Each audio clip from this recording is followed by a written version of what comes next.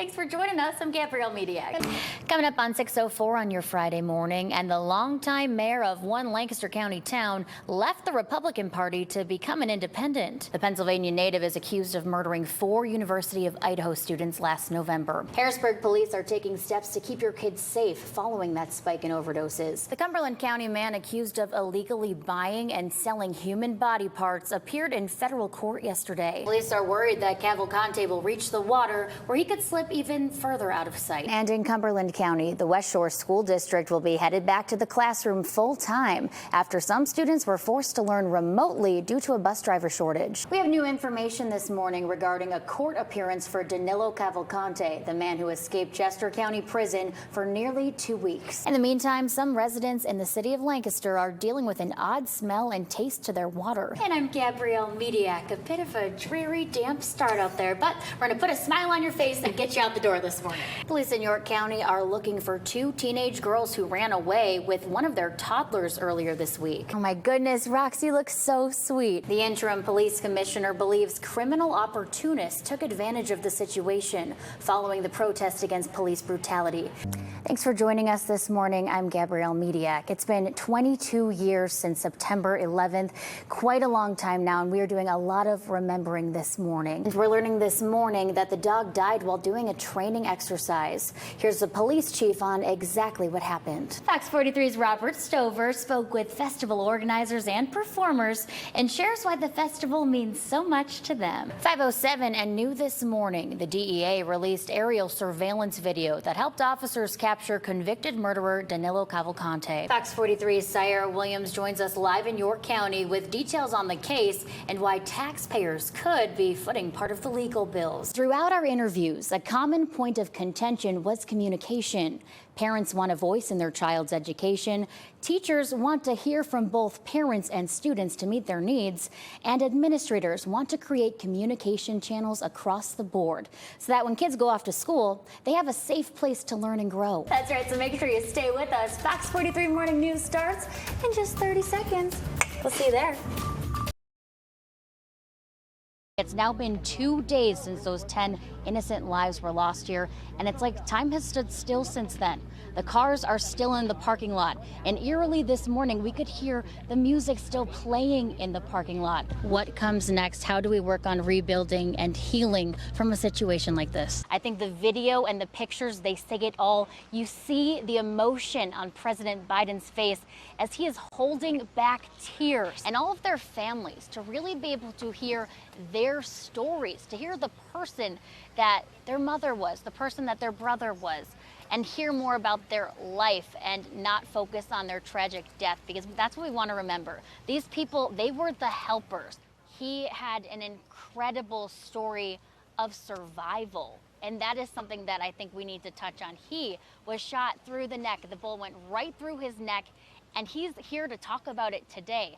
Somebody was looking out for him.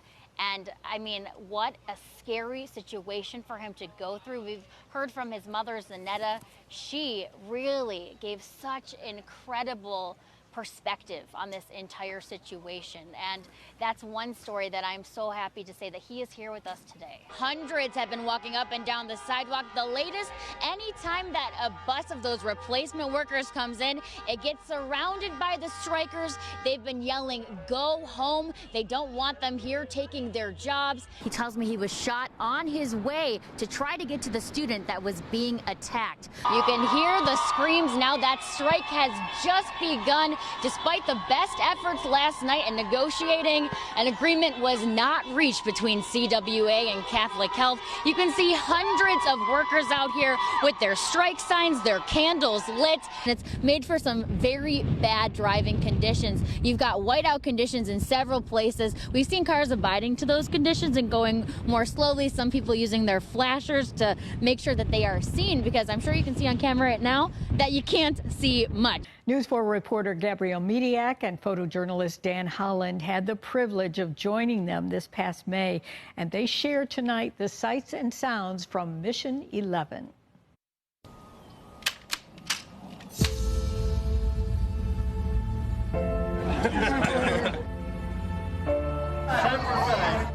It's been called the trip of a lifetime. Thank you guys. Thank you 25 of our country's bravest boarded Buffalo Niagara Honor Flight's 11th trip to Washington, D.C. They're different wars, but the people who serve in them all go through different experiences. This one last mission, decades in the making. Well, in 5 weeks, I will be 101 years old.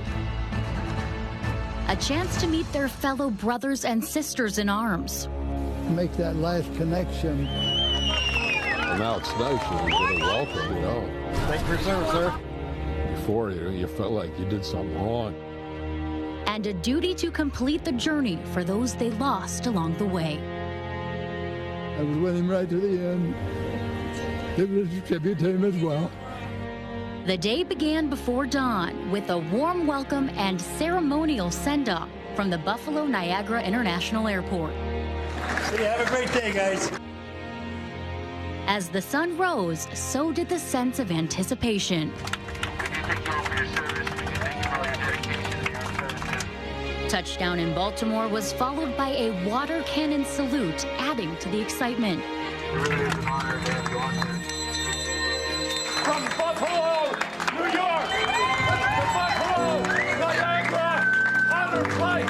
Inside the terminal, applause, cheers, and personal displays of gratitude.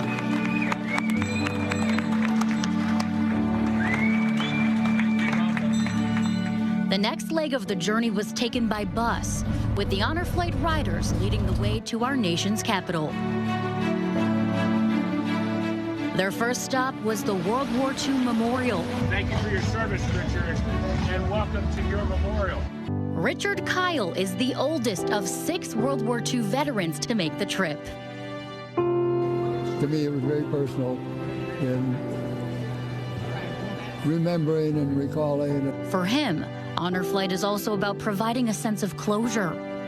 Hearing the tribute to particularly one of my buddies that didn't come back, plus many others that didn't come back. They're still over there. And so a day like this is an honor to them. It was a proud moment for 94-year-old Jesse Washington Sr., his daughter Wendy right by his side. Oh, Dad. I'm so proud of you. 74-year-old James Phillips returned home from Vietnam without a proper thank you for his service. He and other veterans were given the chance to search the wall for their fallen brothers and finally given a chance to heal. I didn't know what to expect. I heard, don't wear your uniform and don't go to this place and don't go to that place. But things have changed, you know, now. People, you know, tell you welcome home. And Welcome home, Danny. Thanks for all you've done.